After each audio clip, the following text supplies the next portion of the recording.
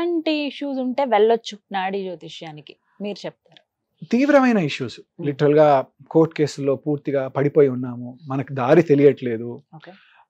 ఈ మధ్య కాలంలో మనం చూసేది చాలా మటుకు కలత్ర దోషాలు చాలా మందికి ఉండడము, మ్యారిటల్ ఇష్యూస్ ఉండడము, అంతు చిక్కని సొల్యూషన్స్ ఏమైనా ఉంటే, హెల్త్ ఇష్యూస్ లాంటివి ఇలాంటివి ఉంటే దీంట్లో సొల్యూషన్స్ చాలా అద్భుతంగా ఉంటాయండి. They will clearly tell you, ఇది అవుతుందా అవదా కూడా చెప్పేస్తారు మీకు. They will tell you. పరిహారాలు ఉంటాయండి. వీళ్ళ పరిహారాలు అంటే హోమాలు జపాలు మన వైపు ఎలా అయితే నార్మల్ జ్యోతిష్యంలో ఉన్నట్టుగా విధంగా ఉండవు. వీళ్ళ పరిహారాలు ఎలా ఉంటాయంటే, ఫలానా ఆలయానికి వెళ్ళండి, అర్చన చేయించుకోండి, ఫలానా ప్లేస్లో వెళ్ళండి, ఈ దేవుడిని చూడండి, ఇవి కంప్లీట్ చేసుకోండి. కొంతమందికి యంత్రం ఇవ్వడం, కొంతమందికి ఫలానా జపము సాధువులతో చేయించడము, ఆశ్రమాల్లో ఉన్న వాళ్ళతో చేయించడము, ఇలాంటివి వస్తాయి.